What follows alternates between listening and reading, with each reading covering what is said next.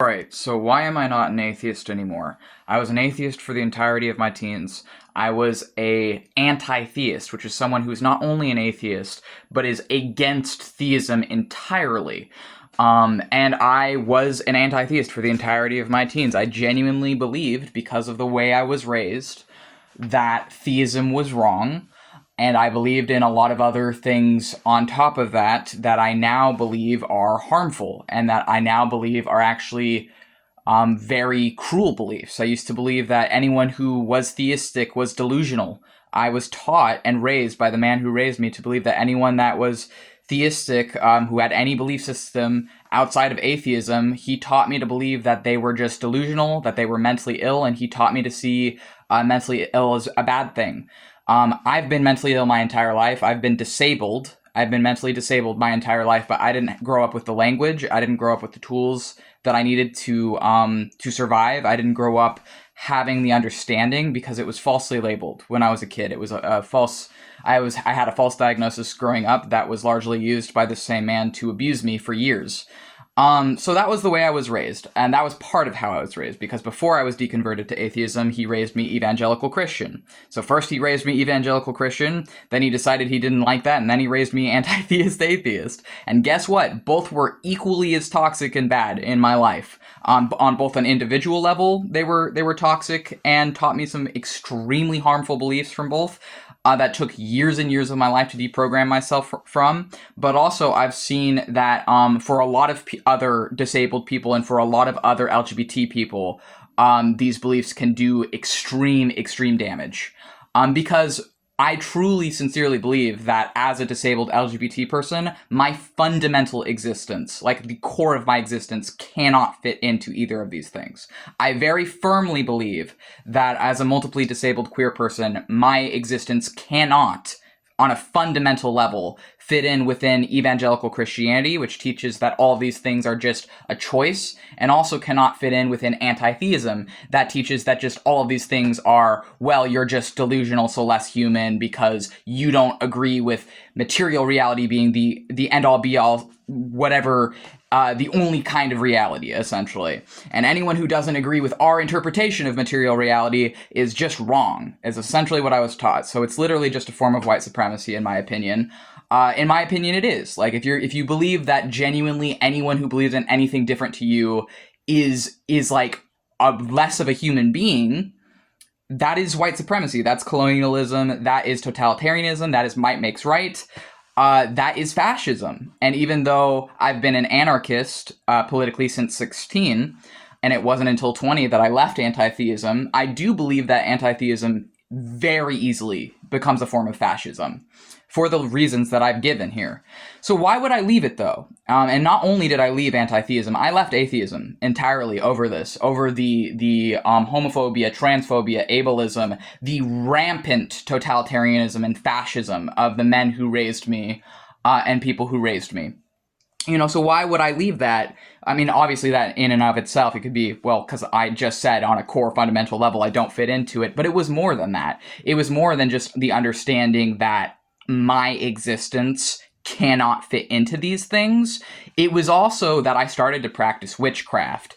And I started to practice witchcraft at 20, and it worked. And I didn't know why it worked. I didn't know how it worked. I didn't know what was happening. But all I knew is doing it worked.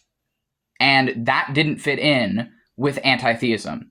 Now, that said, there are atheist witches. There are some witches who are also atheists, and they are valid. But for me, as someone who was raised half evangelical, half anti-theist, witchcraft working didn't fit into my anti-theist beliefs. Fundamentally did not. So I took the last really, like, well, not last thing, because even after I realized that I did believe, I still had some doubt. I won't deny that there was still doubt. Like, I was still not sure, always kind of second guessing myself a bit. Like, do I really think this is real? Like, could this really be possible? This doesn't fit into what I know reality to be or what these people tell me it is. But the thing is like, if you do an invocation ritual, if you follow a ritual and it works and you meet a spirit from the ritual you're doing, it's pretty hard to tell yourself, oh, this is just in my head, this doesn't exist, whatever, when it's right there in front of you and you can see it, feel it, and hear it.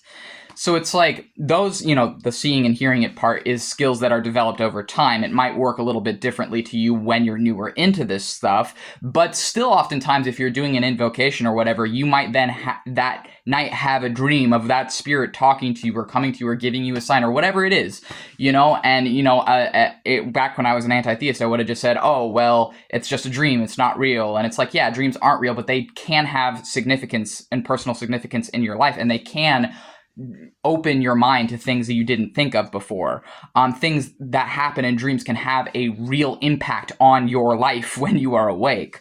But the thing is like, the thing beyond just realizing that as a disabled queer person, my existence doesn't fit into anti-theism and never will.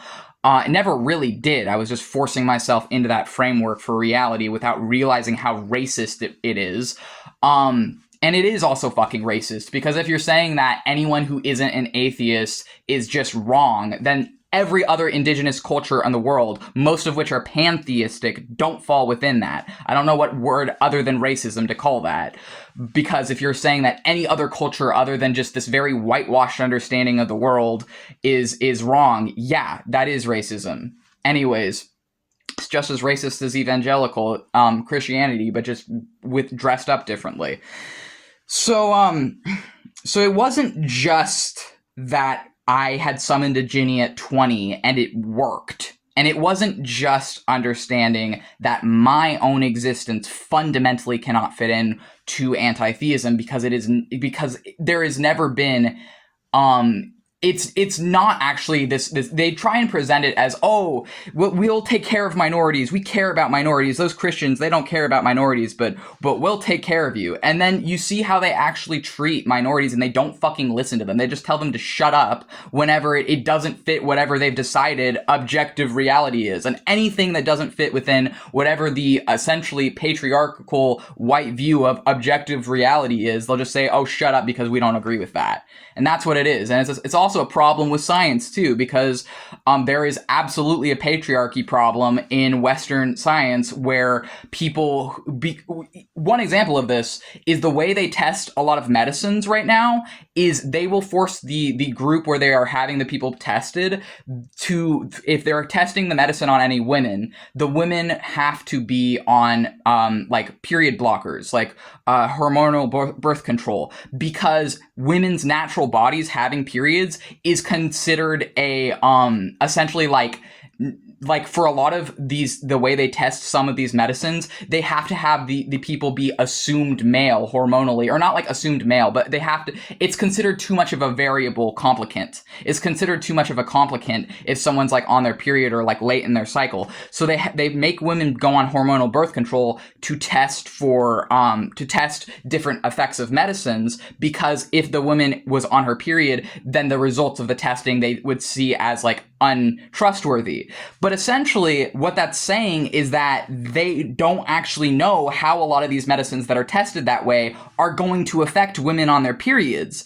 And as a man who has periods, because I am a trans man, like, that is a fucking problem to me. If a lot of medicines have been tested without knowing how it's going to be affecting people with a certain anatomy, because that anatomy and the natural hormones of that anatomy is considered like too complicated or whatever, or a complication to the results, then how is anyone who has a woman, has periods, or has those hormones supposed to know and trust the results of those tests?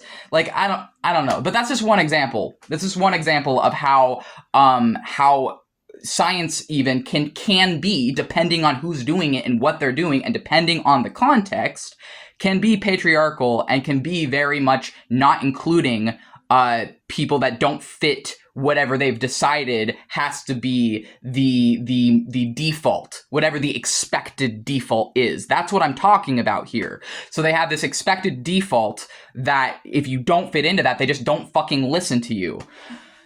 Anyways, it wasn't just realizing that being disabled and queer fundamentally doesn't fit into anti-theism, never has, and I don't think ever really will. It's not just that I summoned a Ginny at 20 and realized that everything I thought was real can't be, if that's possible, because if you summon a fucking demon and it works, you're not going to believe in atheism anymore. And it fucking worked. So even, someone could say, well, I did it and it didn't work. It's like, well, that's great, but it fucking worked for me. So if it worked for me, I'm going to trust what happened to me over, what anyone else says, because it fucking worked. And it didn't just work once. So I do the same shit that I did back then when I was 20. 6 years later, I am still consistently invoking energies, and it fucking works. So people can't tell me that this shit doesn't exist, because it clearly exists for me, even if it doesn't for them. And it's like, so that's part of it, right? But I was thinking about it recently. It's like, this stuff with, like, trying to think how to word this. The gateway, I would say, this is like, maybe I'm calming down a little bit, because I think Zaliel and Lewis were kind of ranting a bit about that. Kind of going back to being Eli for this part. So one of the things we were thinking about is, like, I think part of what, like, shifted us away from the anti-theism view of the world to a pantheistic and witchcraft view of the world, which I think really, like, witchcraft as a self-identifier is relatively new, as of, like, it not being illegal or a criminal offense in the USA anymore to openly identify as a witch, because people are like, well, why do people, identify as witches now? And it's like, because for most of this country's history and before this country's history, if you labeled yourself a witch, they'd fucking kill you. So, like, that's why it's a self-identifier now, and as before it was like an insult, an accusation, and, like, just something they would use to, like, kill people. Is like, people have reclaimed the term now, but really, before that term, which was a self-identifier, pantheist or pantheism would be a better term for what a lot of this is encapsulated within, or also paganism and polytheism as well, which is not the only terms. But that's what I believe. That's among what I believe now. And it's like, well, what shifted my view from anti-theism to pantheism? And I was thinking about it, and one of the things I realized is that when I was a teenager, I had a deep and profound love for Arthurian legend. And Arthurian legend and romanticized knight literature is deeply, deeply symbolic. In my opinion, Arthurian legend is religious. It is like a religious experience. A lot of what, even, it can be it doesn't even have to be like all of it, honestly. Like, all of the fucking Arthurian legend that I have absorbed, be it from a movie, be it from a book, be it from a book series, be it from cartoons or whatever, all of it is deeply religious and deeply, I would say, but it's not religious in the way of, like, going to a church and then beating you over the head with a Bible or some shit. It's religious in the way of everything with Arthurian legend is a metaphor, is symbolic, and it's coded. It is like metaphor upon metaphor upon metaphor, and it will touch everyone who comes into contact with it in a different way. And I think that in the same way as, like, a lot of different systems of magic, comparably being ways of mapping human consciousness, which that I do believe that, because if you're familiar with Jungian psychology and the Jungian archetypes is essentially an archetypical way of mapping consciousness. And the Jungian archetypes by Carl Jung can also be applied to pretty much every different pantheistic and polytheistic culture's gods, because when you look into the commonalities of what religions actually share in common with each other, you realize that all of them are like maps. That every religion and every belief system is essentially a map of the universe and of yourself and your consciousness, your mind, and it's also a map for like reality. So it's essentially like each different belief system has things in common that directly overlap. It's not just random completely non-connected, completely has nothing to do with each other, how they try and teach us and lie to you to make you believe that all of these religions have like nothing to do with each other and there's no overlap and it's just random people in caves just came up with it to not have to worry about death. And it's like when you actually fucking study the mythology of these different people, you realize that the symbolism directly overlaps between like all of them. All of them have certain things in common that is essentially a map. When you think about it, rather than thinking of it as like literal stories of literal people doing literal things, when you see it more as like dreams of someone writing out dreams, you know, someone writing out their dreams like a dream journal or whatever, it's essentially a map of their mind. A dream journal is a map of someone's mind, and it's the same fucking thing with religions. Religions are a core fucking part of humanity because they're literally maps of humanity. They are literally metaphors and symbolic ways that we as humans have mapped out our own consciousness. Like, truly. And there's overlap between all of them. Switch back to Lewis for that. But it's the same thing with Arthurian legend. Because I was thinking about this earlier. It's the same fucking thing with Arthurian legend. Arthurian legend is beautiful symbolism, beautiful metaphors. All of these stories of these knights going out and doing these heroic things and all of these different things. It's a way of mapping out humanity. And it's furthermore a way of fighting fascism, a lot of it, because a lot of the point of Arthurian legend is trying to make a better world, a world where people come together in love and unity and fight for peace and fight for valor and fight for good things over a world of chaos where we're all like ravenous wolves fighting each other and biting at each other's necks, which is what fascism and totalitarianism would have us all be, would have us all just be fucking fighting each other forever while a rich ruling class gets to decide everything over us, and while we're too busy fighting each other to give a shit because they are sowing division over all of us. But it's like, what I realize is that part of the thing that actually was what helped me transfer from anti-theism to pantheism was Arthurian legend. Because Arthurian legend is just as religious, in my opinion, as any other, like, mythology or established mythological text, but it's in a different way where it's not talking to your soul, or it is talking to your soul when you're reading these books, but it's in the way of like being through these stories is conveying ideas to you subconsciously that can open your mind to seeing things in a different way.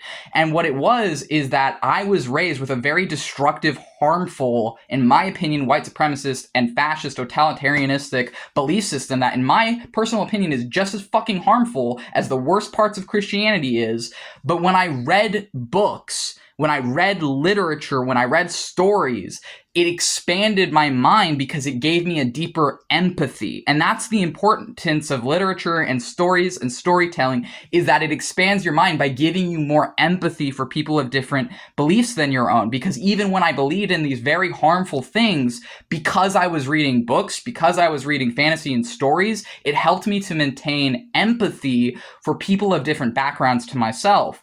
And then over time, that unlocked the potentiality to be willing to question my beliefs. Because here's my fucking issue with skepticism and why I don't identify myself as a skeptic anymore. Every goddamn skeptic I met, and probably there are some good ones out here, but all the ones who raised me, okay, were these people who would act like they were so much fucking smarter than everyone else, while they had absolutely atrocious, nightmarishly abusive home environments where they were making their kids' life a living fucking nightmare, while they were making their spouse's life a living fucking nightmare, and then saying that they're so much smarter than everyone else because they're these brilliant computer programmers, or because they're STEM-minded, or because whatever, and they're interested in this science while they're not even fucking scientists, but saying that because they're so fucking brilliant that no one else around them can be able to do anything. And just like teaching their kids these horrible, awful, atrocious shit, using their skepticism as a shield to get away with that, using their atheism essentially to do the same crap that Christians do, while pretending to be better than the Christians who just use the name of God to do harm, and then just using their skepticism as an excuse to do the same fucking harm. That's what I was raised under, because I was on both sides of the fence. And you can't tell me that's not happening, because I fucking lived it. I have DID and PTSD from surviving it. But it's like, what we actually fucking need is empathy. And what I realize is that all these fucking religions, all of them can be used as tools for empathy. They can be used as tools for spreading good and love and hope and all the same things that Arthurian legend is really about. And it's like, essentially, the mythology of Arthurian legend is just as profoundly spiritual and impactful and important as the mythology of any other like belief system or religion. It's just that Arthurian legend isn't usually seen as a religion, but in my opinion, it could be. It absolutely could be. So I hope that like what I'm getting at here made sense, that it's not just that my existence doesn't fall within anti-theism. It's not just that I personally witnessed that because I can summon demons, I cannot be an anti-theist. And it's also that reading actually helped. Like reading fantasy, reading books, reading things of people of all different backgrounds coming together to fight for a cause. This is what helped me to not be an anti-theist, really, I believe. And then the other thing with this is like, you know, because people are like, oh, okay, well, when I was like an anti-theist, I believe material reality is all that is. I believe souls don't exist. I believe that minds are just an extension of material reality. I believe that, you know, everything in your mind is just chemicals in your brain. And I was told that the chemicals in my brain were wrong. I was told the chemicals in my brain are imbalanced and that I exist incorrectly and that my existence is a flaw because I have sensory perceptions outside the normal, typical range of sensory perceptions. So the people who raised me solution to that was to coke me up on a bunch of fucking medicines from childhood until I was correctly later diagnosed, which fixed the false diagnosis I had been raised under at around 20. So from childhood to 20, I was being coked up on a bunch of fucking medicine I didn't need for a disability I don't have because I was being medically abused under the excuse of the chemicals in my brain being wrong and the way my mind is being wrong. Right? So I was told my fucking existence was broken and that I needed medicine to fix it. And that's another fucking problem with anti-theism, is anti-theism promotes doing that to your fucking children. Anyways, I don't know how we live in a fucking world that thinks it's okay to, without the child's consent, just put them on a bunch of fucking medicine and not even really have them be involved or have a say in that. But that's the world we fucking live in now, where it's like, I should not have been being put on fucking antipsychotics as an 8-year-old child. Are you fucking kidding me? Jesus Christ. But it's like, yeah. So, you know, one of the things I was thinking about is like, it literally... I'm trying to calm down a little bit because I'm actually getting a little bit too heated. That's Max speaking. Zali was coming through a little bit through Lewis. My personalities, anyways. Because I have DID, right? I'm open about that online. I fucking have it in all my bios. It's like, oh, he has DID, we can't listen to him on this. It's like, fuck you. If that's how you really see the world, fuck you. You can suck my fucking dick. You have no goddamn idea what it is like to be a person living with DID. You have no fucking idea what people do to kids to give them DID. Anyways, that was Zaliel that said that. I'm trying to like calm down a little bit because this is like getting me heated. But like, the thing is like, religion is a map of consciousness. It's a map of the mind. And then people will be like, oh, well, you just said it. You just said all this is imaginary. All of this is mental. And it's like, yeah, that's where you and me disagree with shit, because take a look around you. Everything fucking near you, most likely, even if you're outside, if you're not in like the dead of like a fucking desert, or like if you're not like right in nature right now, everything around you was probably made by people, was probably an idea that started in someone's mind and then people fucking built it. So yeah, fucking religion is mental. Spirits, gods, all this is mental and imaginary and a construct. You know what else is? Fucking everything else around you. The clothes you're wearing, glasses, gender, humanity, like fucking everything. The door behind me, like the thing on my wall that is a reference to Portal. Like all of this shit was ideas in people's heads that they turned into physical reality. And unless you're literally living in the fucking woods with like fully independently of anything else as like a wild animal, everything else was a fucking construct and idea that someone had to make and put out there.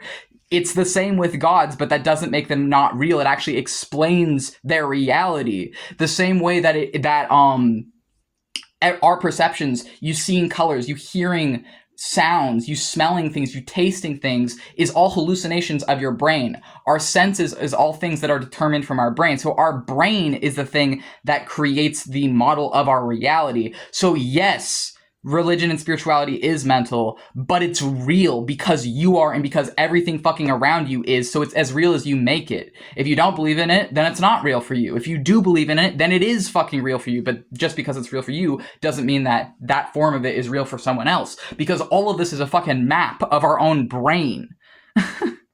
Anyways, so that's why I'm not a fucking atheist or anti-theist anymore, and why I never will be again. And I hope that this video resonated with someone else out there. And if it did, feel free to like and subscribe. Probably gonna limit comments on this because I don't want to fucking hear it. But yeah, see ya.